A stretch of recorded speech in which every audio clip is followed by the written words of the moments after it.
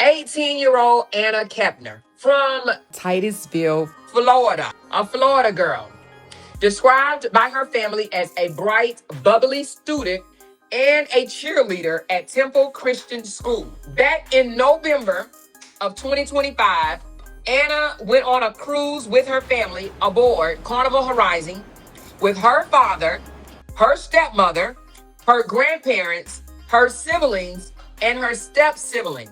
Timothy Hudson was her step-brother. He was 15 at the time. He is 16 now.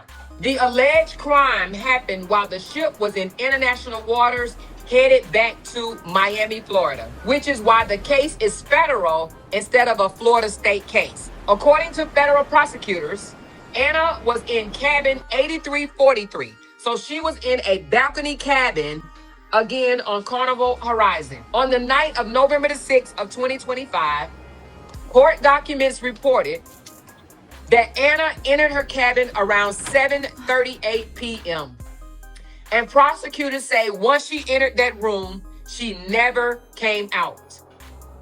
The next morning, a cabin steward found Anna's body wrapped up in a blanket and stuffed under a bed and partially hidden by life vests, which means someone intentionally hid her body, which means they also knew what they were doing was wrong. Medical examiners ruled Anna's cause of death as mechanical asphyxiation. Her breathing was stopped by physical force or obstruction.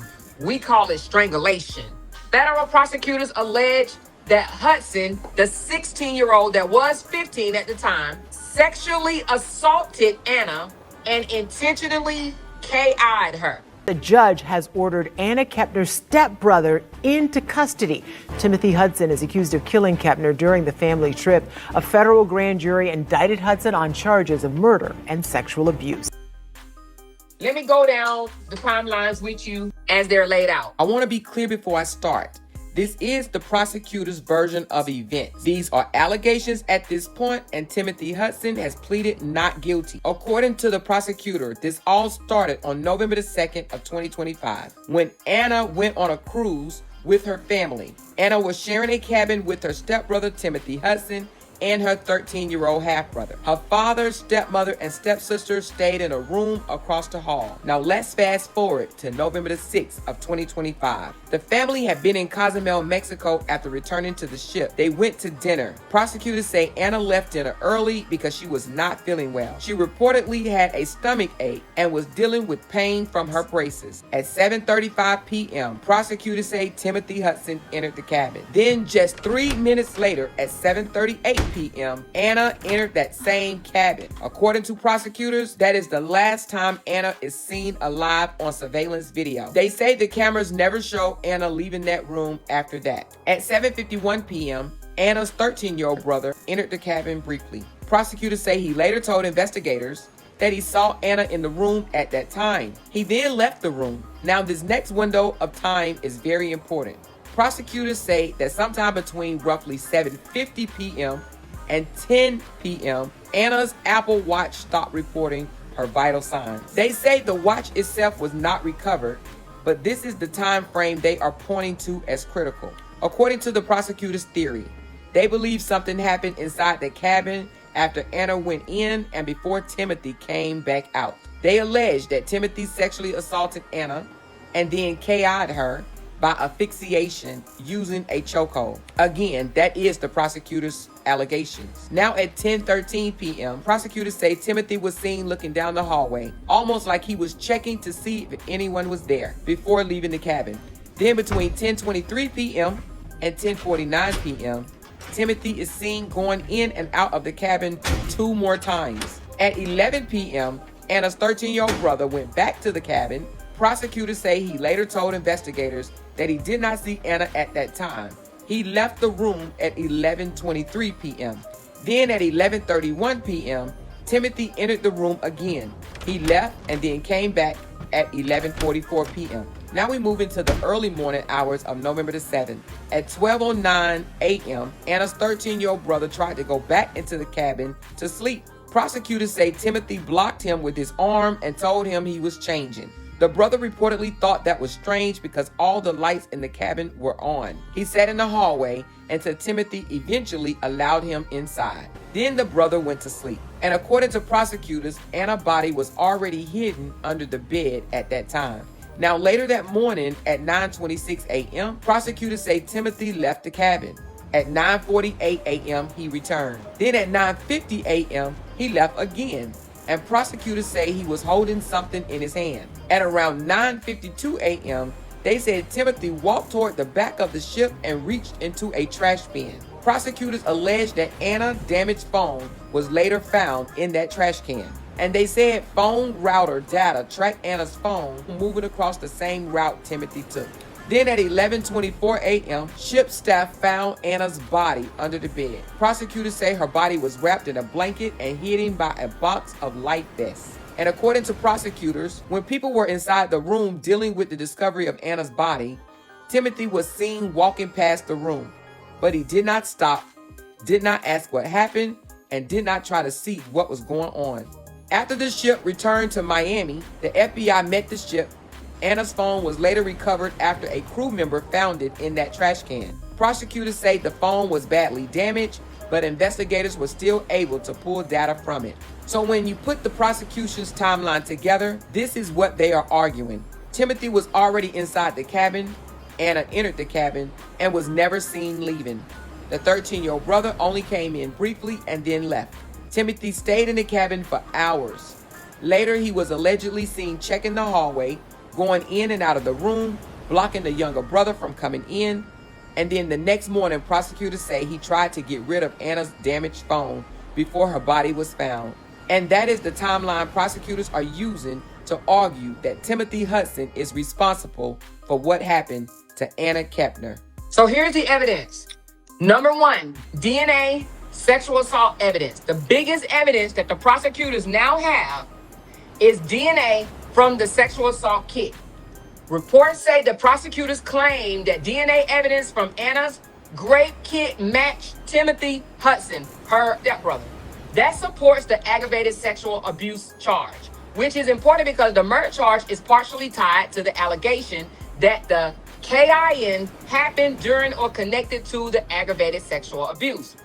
The defense, again, may push back and argue that the DNA evidence does not necessarily prove who caused the asphyxiation, meaning that they may argue that there is a difference between proving sexual assault and proving the actual killing, all right? So, again, they're going to try to separate the two. Number two evidence, the cause of death, autopsy evidence. Anna's death was ruled a mechanical asphyxiation, meaning prosecutors believe her breathing was physically cut off after a violent assault. Okay? At a hearing, the prosecutors reportedly described the injuries suggesting severe force, including claims that she may have been placed in a chokehold and that her eardrums were ruptured from the pressure. That could be used to argue that this was not an accident or a natural death, but a violent homicide. Number three, evidence, cabin timeline and surveillance video and the movement. Prosecutors are using the timeline of who went in and out of that cabin. Court's report says Anna entered the cabin at 7:38 p.m. and did not come back out.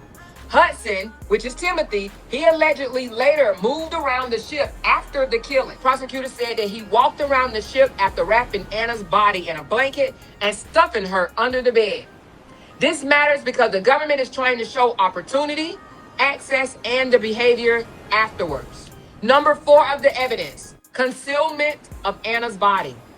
Anna was found under a bed in the same cabin that she shared with her 15-year-old brother and her 13-year-old brother. She was wrapped in a blanket and hidden with life vests or other items. Prosecutors will likely use this as consciousness of guilt evidence, meaning that they will argue whoever hid Anna's body knew a crime was happening and was trying to conceal it.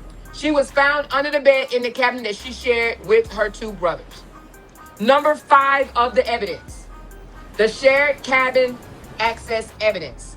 The government case leans heavily on the fact that Anna, Timothy, and another sibling, which is the 13-year-old, were sharing a cabin. Prosecutors say the alleged crime happened in that room while the ship was in international waters. They were on their way back to Miami.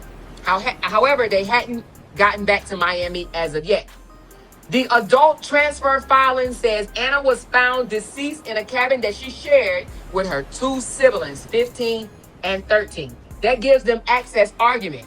He was one of the people closest to her location when she disappeared and died. Number 6 of the evidence: prior alleged behavior toward Anna. After a thorough investigation, investigators learned that old Timothy, the 15-year-old, allegedly tried to climb into Anna's bed once before while she was asleep. The parents said that he has tried this before.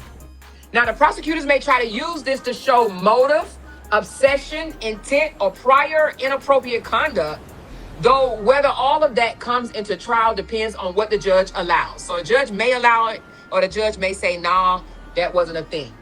Number 7 of the evidence: possible phone and digital evidence. There are reports that discovery include phone data extractions. An earlier report says the prosecutor alleged that Anna's phone was discarded or destroyed. The prosecution's evidence seems to be built around, again, the DNA from the sexual assault kit, the autopsy showing the asphyxiation, the cabin access timeline. She went in, never came out. Timothy went in and came out and walked around the cruise. The hiding of the body underneath the bed, and alleged prior behavior. The family has reported that Timothy has tried to do this before, not necessarily do the KIN, but he did try to climb in her bed while she was asleep. And then possible digital evidence. Now, the defense best opening from what has been reported so far may be to argue DNA may support one part of this case, but the government still has to prove beyond a reasonable doubt that Timothy is the person who caused Anna's death. Sexual assault does not equal first-degree murder. So because this is a federal case, it happened in international waters, they have this rule that says once a child is 15 or over, they can be tried as an adult. So they filed the paperwork to try him as an adult. And surprisingly, his defense did not fight it. They said that 15-year-old, which now 16-year-old Timothy said, okay, I agree. I'll let you guys try me as an adult. Like, he literally did not fight it whatsoever. He was just like, I'm cool with it. So they said they don't know the reason why he said that. However, they said it probably wouldn't have made a big difference anyway. He would have lost because it is by law that they can transfer him over as an adult if something was happening. If something happened at the age of 15 or older, they can try him as an adult. It says the reason is that the federal law gives prosecutors a path to transfer a juvenile to adult courts when the juvenile was at least 15 at the time of the alleged offense. And the offense has to be a felony crime of violence. And the judge found adult transfers in the interest of justice. All right? So there's a law there. Now, in this case, again, Timothy didn't fight it. He agreed. They transferred him over. He's being held right now in the juvenile detention, but he is being tried as an adult. He will be tried as first-degree murder plus aggravated assault, possible life in prison, no death penalty reported in this incident. Let me add, when he was being looked at as a juvenile, the judge released him to his family member under restrictions. But now that he is being tried as an adult, the judge said that there is no restrictions that would prevent him from doing what he did again. So therefore, he is to be detained until his trial. If found guilty, he will get life in prison. Let's keep the conversation going down in the comments, and make sure you like, share, and subscribe to my channel and Loud Talkers. Y'all make sure y'all keep it loud out there in these streets. Until next time, bye-bye.